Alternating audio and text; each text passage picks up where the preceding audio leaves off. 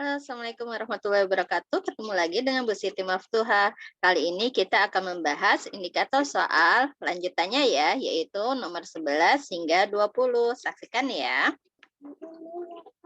Oke, indikator soal yang ke-11 adalah diketahui sebuah persamaan garis lurus AX tambah BY tambah C sama dengan 0. Peserta didik dapat menentukan gradien dari persamaan garis tersebut. Oke, bentuk soalnya Ibu buat adalah gradien garis dengan persamaan 4X kurang Y tambah 8 sama dengan 0 adalah, oke, cara menjawabnya, karena di sini adalah indikator soalnya tentang persamaan garis, jadi kita langsung saja ya. Untuk persamaan garis, untuk mencari gradiennya adalah dengan menggunakan rumus M sama dengan min A per B. Yang manakah sebagai A dan B? Kita lihat di sini. A itu adalah koefisien X, B-nya itu adalah koefisien Y. Nah, di soal ini adalah 4X kurang Y tambah 8. Berarti kita lihat di sini nilai 4 itu adalah nilai A. Sedangkan negatif, nah ini nggak ada angkanya nih koefisiennya, berarti nilainya adalah 1. Berarti negatif 1 itu adalah untuk bernilai B. Nah, tinggal kita masukkan ke rumus gradiennya, berarti M sama dengan min A-nya nilainya adalah 4, dibagi B-nya negatif 1. Sama dengan negatif dengan negatif jadi positif, berarti 4 bagi 1 nilainya 4.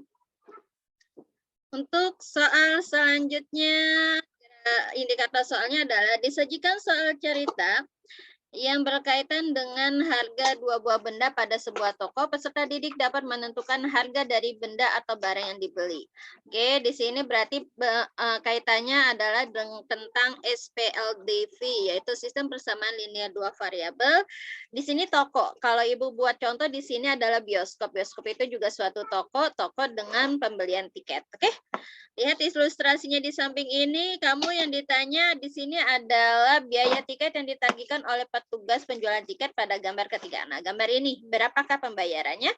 Oke, kita sudah lihat. Di sini ada 2 orang dewasa dan 2 anak-anak, membayarnya Rp140.000. Berarti di sini ada 2 orang dewasa dan 2 anak-anak, bayarnya 140. Nah, kalau kamu tulis tidak dalam bentuk model matematika itu akan panjang sekali. Kita jadikan bentuk model matematika. Yang mana model matematikanya? 2 orang dewasa. Nah, dewasa ini kita jadikan variabel. Variabelnya bebas dari huruf A sampai Z. Nah, di sini Ibu jadikan variabelnya adalah X. Lalu untuk anak-anaknya Ibu ganti jadi Y. Oke, berarti 2 orang dewasa maka nilainya adalah 2X. Dan 2 anak-anak berarti tambah 2Y. Sama dengan 140.000. Nah, ribu ini kita jadikan K ya. Karena kan biasa kalau kamu nulis sekarang ribu itu jadinya K ya. 140K. Nah, 140.000.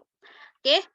1 orang dewasa dan 3 anak-anak, berarti dewasa tadi X, berarti 1X ditambah 3 anak-anak berarti 3Y.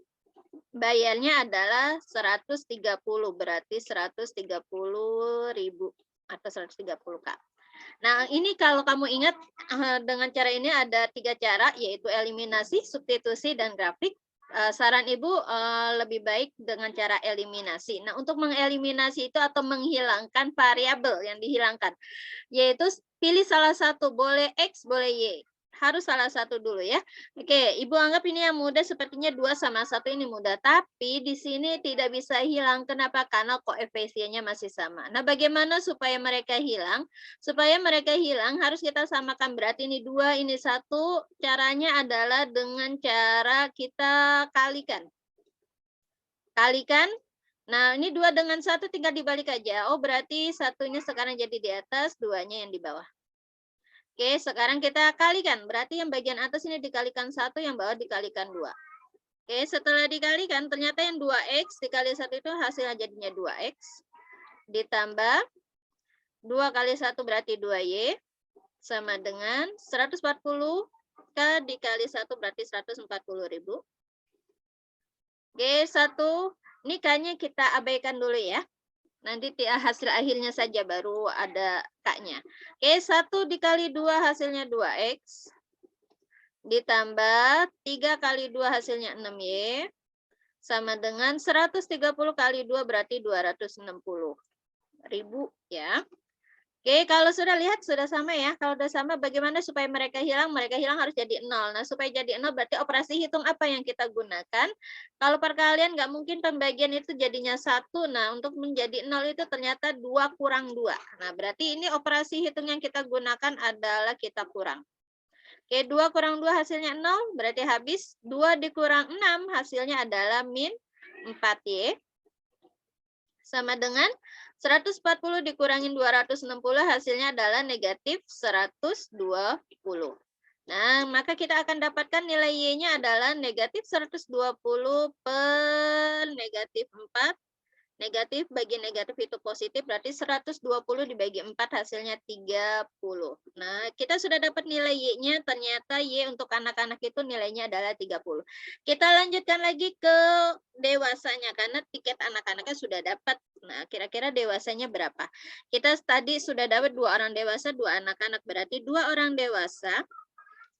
2 orang dewasa ditambah tiket 2 anak, yaitu berarti anaknya kita sudah dapat harga tiketnya yaitu 30.000 ya. Kita anggap ini 30.000, 30K sama dengan nilainya adalah 140.000 ya, Kak ya. Oke, kalau sudah ini ada K-nya. Karena tadi pakai ribu ya. Nah, ini tinggal dikasih K aja. Ya kan, untuk mempermudah. Oke, ini tinggal kasih K. Oke, ini juga 20.000 ya, 30.000 ya. Oke, berarti ini 2X ditambah 2 kali 30.000 berarti 60.000. 140.000.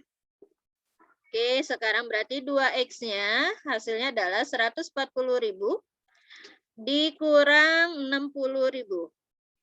Maka hasilnya adalah 80.000. Ini untuk 2 tiket dewasa. Nah, 1 tiket dewasanya berarti nilainya adalah 80.000 dibagi 2, nilainya adalah 40.000. Oke, sudah dapat nilai untuk tiket orang dewasa 40.000, untuk tiket anaknya adalah 30.000. Nah, sekarang kalau 3 orang dewasa yang pergi dan 5 anak-anak berarti 3 orang dewasa berarti 3. Tiket dewasa 40.000 berarti 3 kali 40.000. Ditambah tiket 5 anak berarti 5 kali 30.000. Maka harus dibayarnya berapa? 3 kali 40, 120.000. Ditambah 5 kali 30, 150.000. Maka pembayarannya adalah 270.000. Oke, ini untuk soal cerita berkaitan dengan sistem persamaan linear variabel. Nah, di toko itu bisa jadi kamu belanjanya bisa tepung sama beras, tepung sama telur, atau mungkin di toko buku kamu belinya pulpen sama pensil ya. Intinya ada 2 benda, ketika kita belinya dengan jumlah yang berbeda, maka pembayarannya pun berbeda, maka caranya dengan cara eliminasi atau substitusi atau grafik. Oke, di sini indikator soal selanjutnya adalah disajikan gambar segitiga siku-siku dan rumus yang merupakan rumus Pitagoras dan bukan. Peserta didik dapat menentukan salah satu yang menggambarkan rumus Pitagoras. Jadi di sini ada berbagai macam rumus dan kamu disuruh mencari mana rumus Pitagoras yang benar, ya, nah ya. Oke, kamu lihat di sini ini Ibu ganti saja, jangan A, B, C, D ya. Anggap aja ini sebagai X, ini sebagai Y, ini sebagai Z. Biar enggak ini. Oke. Nah, kalau kamu lihat di sini rumusnya, perhatikan, siku-siku itu kita gunakan ciptaan Allah, ibu jari, dan telunjuk. Ini kalau kalian bentuk ini menjadi bentuk siku-siku ya. Ini sebagai A, B. A, B, berarti yang tidak ada adalah C ya. A, B, C. Oke. Nah, sekarang kita lihat di sini, kalau kamu ingat rumusnya, untuk rumus teorema Pitagoras adalah jumlah A kuadrat tambah B kuadrat ya, jumlah siku-siku jika dikuadratkan itu hasilnya menjadi kuadrat sisi miring, atau biasa ditulis A kuadrat ditambah B kuadrat, ini tadi ya, A, B, itu hasilnya menjadi sisi miring, yaitu C kuadrat. Nah, kalau untuk di soal ini, manakah yang sebagai A? Taruh aja, nah itu kan ada lambang siku-siku nih. Ini lambang siku-siku berarti ini jempol sama ibu jari. Kamu jadikan kayak gini. Ya, kalau udah jadi, oh jempol berarti ini Y ya. Ini X. Nah, kita jadi berarti A-nya itu jadi Y kuadrat ditambah X kuadrat, itu hasilnya adalah Z kuadrat yang miring, yang paling panjang.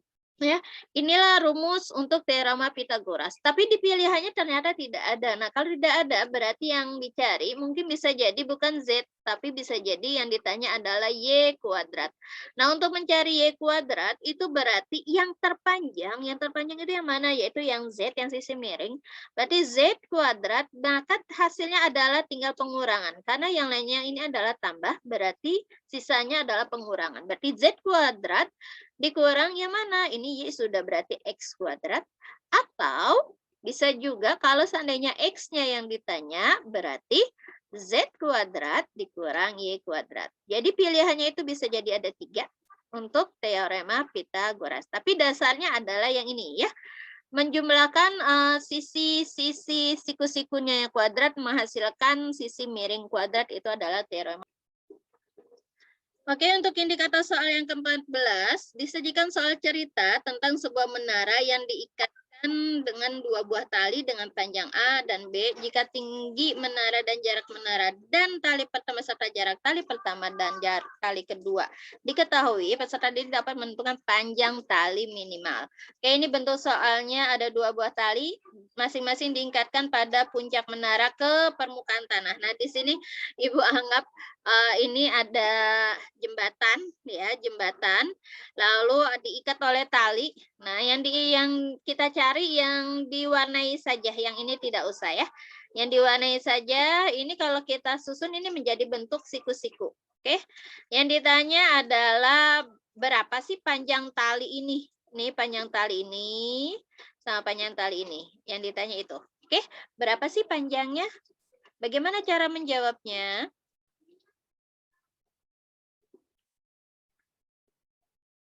Oke, kita akan coba menjawab.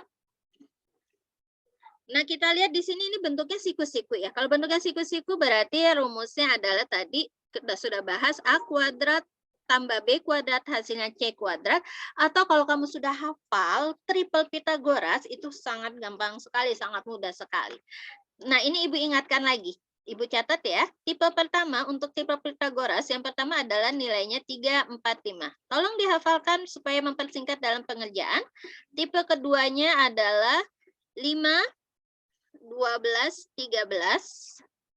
Tipe ketiganya adalah 7, 24, 25. Tipe keempatnya adalah 8, 15, 17. Oke, ini tolong diingatkan, ini tipe-tipenya untuk mempersingkat dalam pengerjaan. Oke, kita lihat sekarang. Ini ada bentuk siku-siku. Ingat tadi ya, A kuadrat tambah B kuadrat berarti ini.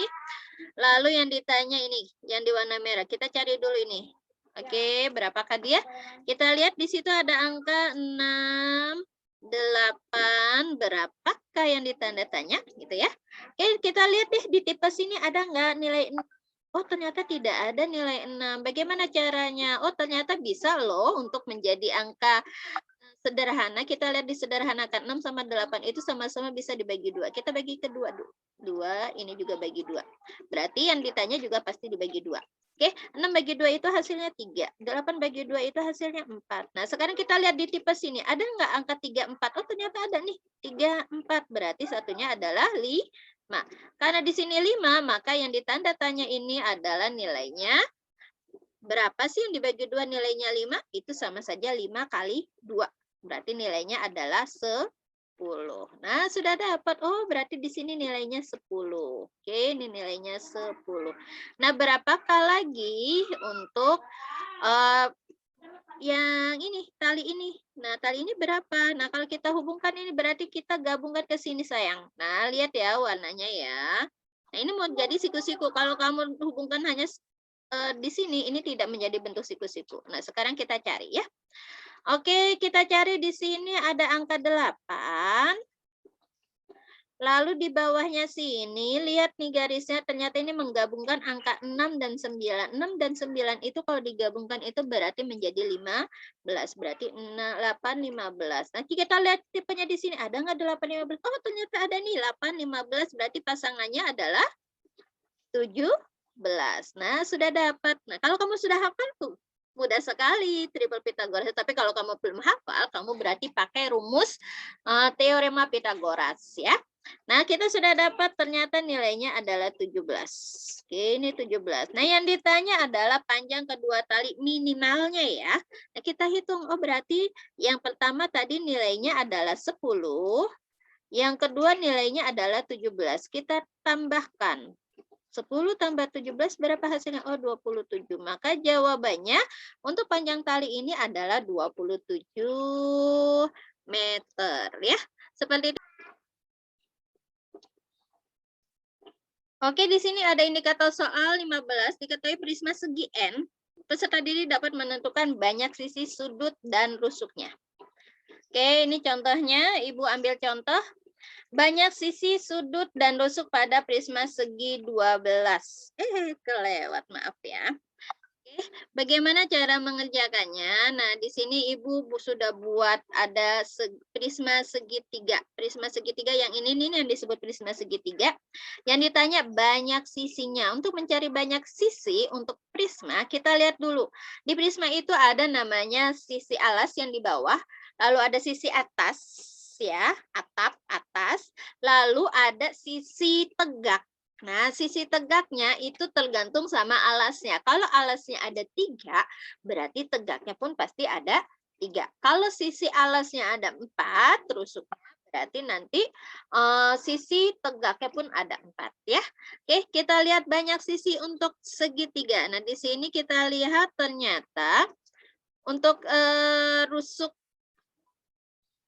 sisi segitiga, maaf.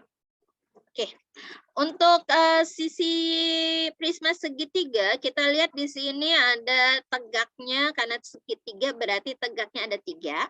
Ya, 3 ditambah, loh kok ditambah? Iya, kenapa ditambah? Karena intinya banyak ya. Berarti 3, lalu ditambah alasnya 1, atapnya 1.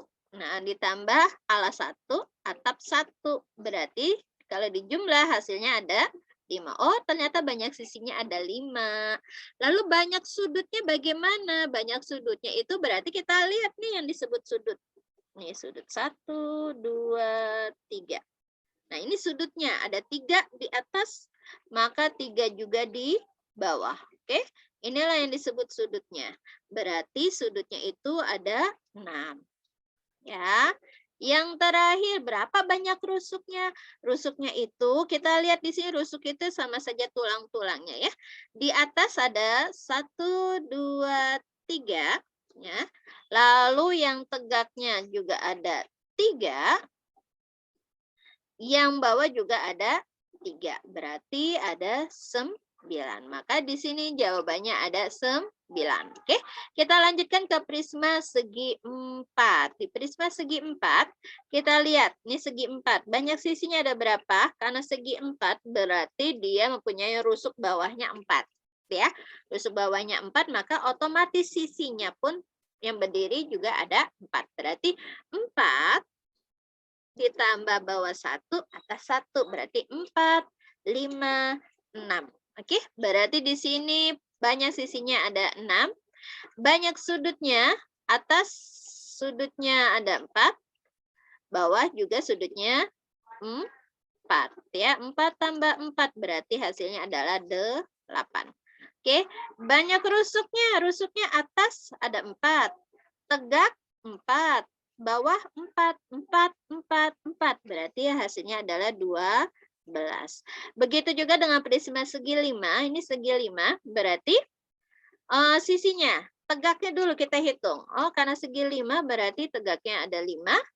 Tambah 5, 6, 7. Oke, berarti ada 7 untuk sisinya. Sudutnya atas 5, bawah 5 berarti 10.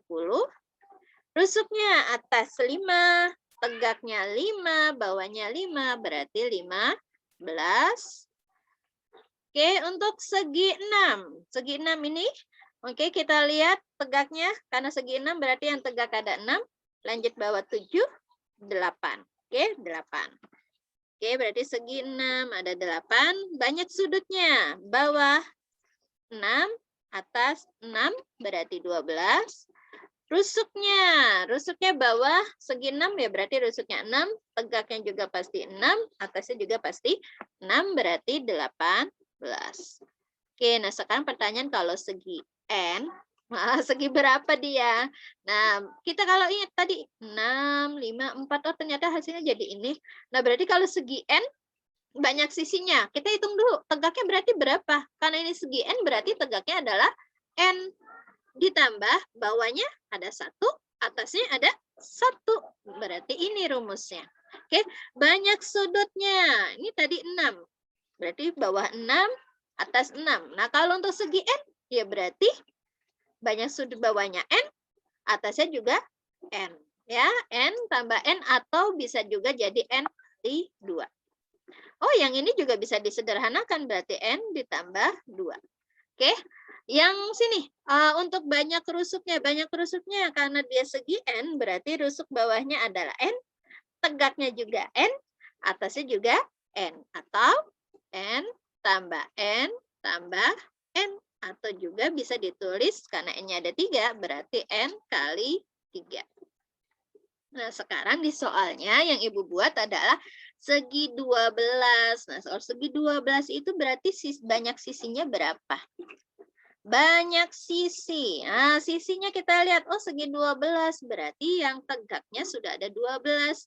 Ditambah alasnya itu cuma 1, atasnya juga cuma 1, berarti jawabannya banyaknya adalah 14. Oke, lalu untuk sudutnya, sudut. Nah, sudutnya itu berapa? Sudut, karena segi 12 berarti yang bawah sudutnya ada 12, otomatis yang atas juga ada 12. Maka hasilnya 24. Oke, untuk rusuknya. Oke, rusuknya berapa ya? Untuk rusuknya yang bawah, karena segi 12 berarti rusuk bawah 12, tegaknya juga 12, atasnya juga 12. Maka hasilnya adalah 36. Maka jawaban untuk prisma segi 12 adalah 14, 24, 36. Nah, nanti dilihat di ujian madrasah kira-kira segi berapa ya? Oke, kita lanjutkan di indikator soal yang ke-16. Diketahui sebuah limas dengan alas berbentuk persegi dengan panjang sisi N dan tinggi M. Peserta didik dapat menentukan luas limas tersebut. Oke, ini Ibu buat contoh soalnya. Ini gambar limasnya, ya, gambar limasnya. Diketahui panjang sisinya adalah AB 12, ini AB. AB itu berarti nilainya di sini 12. Oke. Lalu tinggi limasnya 8. Ini tinggi limas. Ini yang disebut tinggi limasnya 8. Oke, yang ditanya luas permukaan limas. Luas permukaan limas. Tadi luas permukaan namanya permukaan itu sama aja sisi ya.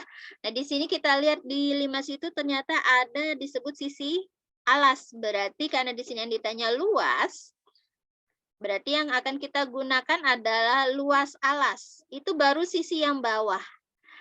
Ditambah sama sisi tegaknya. Ternyata sisi tegaknya bentuk apa? Ternyata dia bentuk segitiga. Berarti akan kita gunakan luas segitiga. Nah, pertanyaannya adalah apakah segitiga bagian depan nih TAB dengan TBC itu ukurannya sama enggak? Kalau ukurannya sama berarti kita bisa jadi hitung perkalian. Tapi kalau berbeda berarti nanti kita nulisnya tambah lagi. Ditambah luas tegak sisi pertama, luas sisi tegak kedua, ditambah luas segitiga tegak yang ketiga. Nah, tinggal dilihat tegaknya ada berapa ya. Karena di sini segi 4 otomatis tegaknya ada 4 ya. Berarti luas segitiga yang keempat. Ini yang buat tegaknya. Oke. Ini seandainya berbeda-beda. Tapi kalau seandainya sama ya berarti tinggal nanti dihitung 4 kali luas segitiga ya. Nah, sekarang kita cari dulu deh luas alasnya. Kita cari satu-satu ya. Luas alas. Luas alasnya karena dia bentuknya adalah persegi, berarti kita menggunakan sisi kali sisi, luasnya persegi. Berarti 12 kali 12, maka hasilnya adalah 12 kali 12, 144.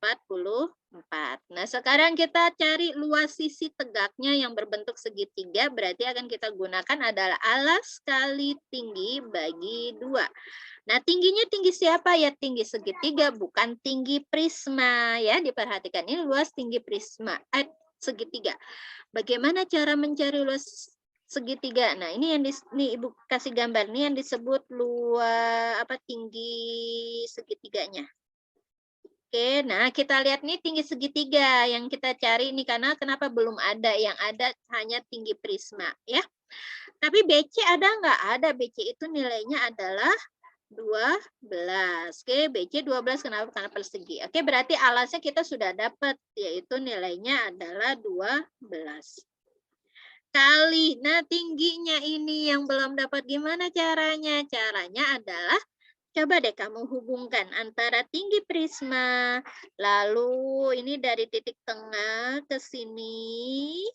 Oh, ini berapa ukurannya? Kalau A ke B nilainya 12, ini kalau kita sambungin, itu kan ukurannya berarti sama. Nah, ini karena ini ada di tengah, berarti setengahnya. Maka ini nilainya 6. Nah, tinggi segitiganya jadi bentuk apa terhadap tinggi prisma sama alas, setengah alasnya apa ini? AB. Nah, berapa? Ternyata dia menjadi bentuk segitiga siku. Nah, karena segitiga siku ingat lagi itu triple Pitagoras. Ada angka 6, 8. Ya, triple Pitagoras 6, 8. 6, 8 itu tadi di tipe itu nggak ada ya, di tipe nggak ada, berarti kita sederhanakan. Bisa dibagi 2, ini juga bisa dibagi 2. Oke, 6 bagi 2 itu 3. 8 bagi 2 itu 4. 3, 4, 5. Oke, kita dapat 3, 4, 5 itu adalah tipe 1. Berarti di sini nilainya adalah 10. Oke, berarti ini tingginya adalah 10. Kita ganti deh tinggi segitiganya, ternyata nilainya 10 dibagi 2. Oke, ini 12 sama 2 bisa dicoret jadinya 6. Ya, berarti 6 kali 60. Oke, ini dapat 60 TBC. Apakah TAB sama? Ternyata TAB juga sama. Karena sama, jadi kita tinggal, oh berarti ini buat semua segitiganya sama ukurannya 60. Kita masukkan nilainya 144 ditambah 60 karena sama semua berarti tinggal 60 dikali 4. Oke, berarti 144 ditambah 60 kali 4 itu 240. Maka hasilnya luas permukaannya adalah 384 cm persegi. Itu cara mencari luas permukaan 5. Indikator soal ke-17, diketahui data hasil ulangan 12 siswa. Peserta didik dapat menentukan median dari data hasil ulangan tersebut. Ini bentuk soalnya. Ada data ulangan 12 siswa. Nilainya 8, 7, 9, 8, 6, sampai 8 ini yang ditanya median. Adakah yang masih ingat apa itu median? Median itu disebut juga dengan nilai tengah. Median itu sama saja dengan nilai tengah. Nilai tengah. Apakah berarti ini langsung aja, oh ada 12, berarti tengah-tengahnya berarti 6 kanan 6 kiri? Tidak. Kalau untuk mencari nilai tengah tetap urutannya adalah kamu harus mengurutkan nilai-nilai tersebut dari yang terkecil hingga yang terbesar ya. Kita lihat di sini nilai terkecilnya nilainya 5, 5-nya ada 2. Kita tulis 5, 5. Oke, 5-nya ada 2. Lalu kita urutkan lagi, habis 5 itu angka 6, 6-nya juga ada 2, kita tulis 6, 6. Oke, habis 6, 7, 7-nya itu ada 2 juga, kita tulis saja 7, 7. Habis itu setelah itu ada angka 8, 1, 2, 3, 4. Ada 4, 8-nya 1, 2, 3, 4. Lalu ada angka 9-nya 2. Oke. Sudah ada 12, 1, 2, 3, 4, 5, 6. Oke, sudah ada 12. Nah, sekarang kita cari nilai tengah. Nilai tengah itu berarti membagi 2. Ya, dibagi 2. Ini semuanya dari 2 data. Oke, kita data kan ada 12, berarti kalau 12 bagi 2 itu kan 6 ya. Kita hitung 1, 2, 3, 4, 5, 6. Oh, berarti di sini nih datanya. Ada di sini. Tapi ternyata di sini tidak ada nilainya. Ya, di sini 6, di sini sudah 6. Di sini nggak ada nilainya. Nah, bagaimana supaya ada nilainya? Ternyata ini nilai sampingnya dengan nilai samping sini, ini kita gabungkan. Nah, itu akan menjadi nilai tengah. Berarti ini 7 tambah 8 nilainya 15. Karena ada 2 nilai, maka 15 dibagi 2. Maka hasilnya adalah 7,5. Bu, bagaimana seandainya nilainya itu ada lagi? Misalkan ya nak ya. Misalkan ada 13 data, 6, 6, 7, 7, misalkan 7-nya ada 3, 8, 8, 8, 8, 9, 9. Bagaimana untuk mencari nilai tengahnya? Ada 13, 13 itu kan berarti 6,5 ya, 6,5, 1, 2, 3. Nggak mungkin lah tengah-tengah sini nanti kamu coret ya kan? Nah berarti 6-nya ke sana, nih 6. 6-nya lagi di sebelah kanan. Oke, nah ternyata ada nilainya. Yang mana nilainya? Ini 7. Nah, inilah 7 yang disebut nilai tengah ya, atau ME. Nah, nilai tengah. Nah, kalau untuk ganjil gampang. Jadi mudah, hanya tinggal bagi datanya menjadi 2 sama banyak. Yang tidak ke kanan tidak ke kiri itu berarti dia sebagai nilai tengah. Tapi kalau untuk genap berarti menggabungkan data di sebelah kanan dan sebelah kirinya baru dibagi 2.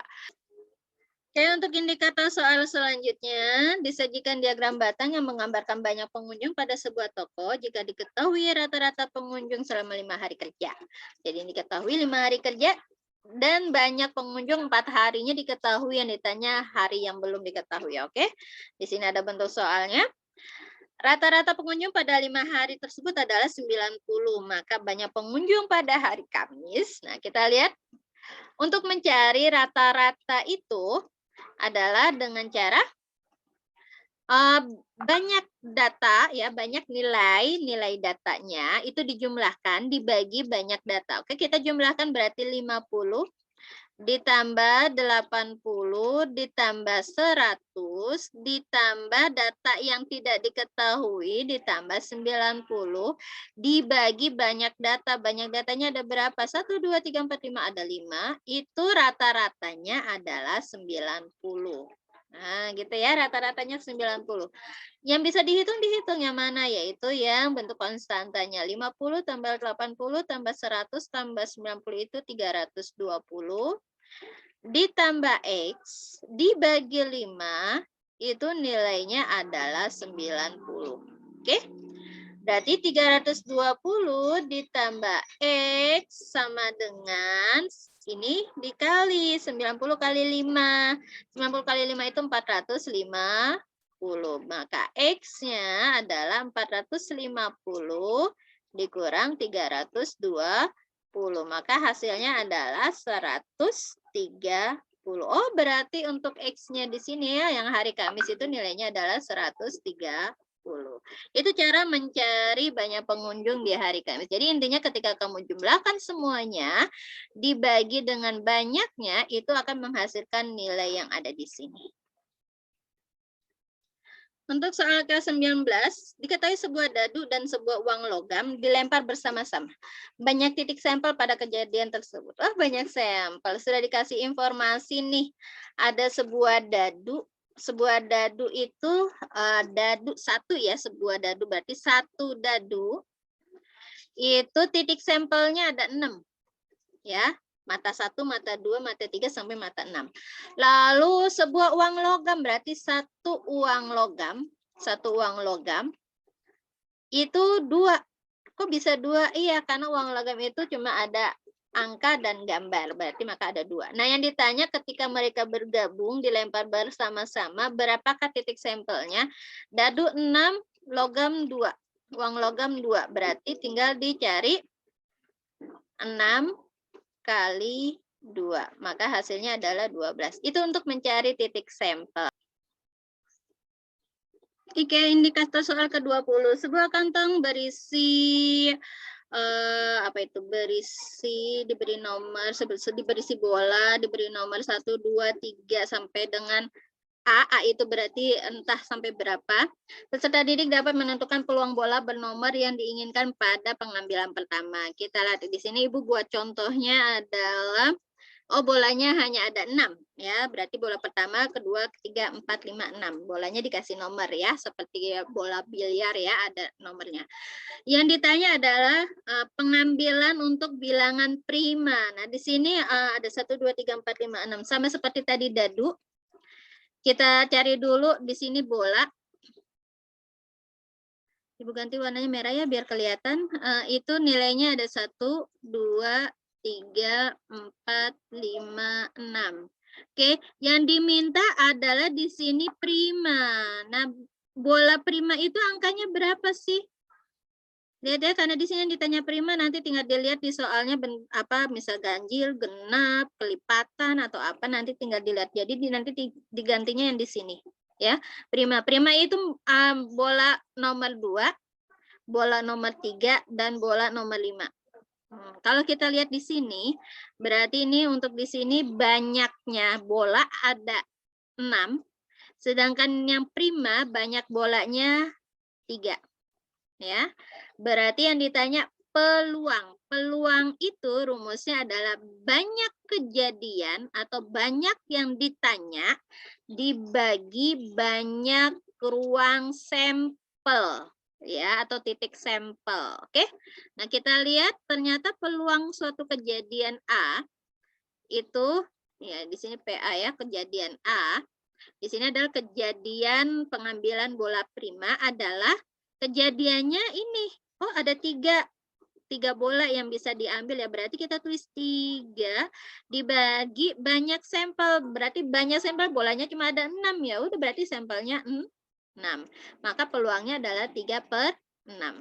Hasilnya bisa disederhanakan, tapi kalau sudah ada jawabannya 3/6 ya sudah selesai.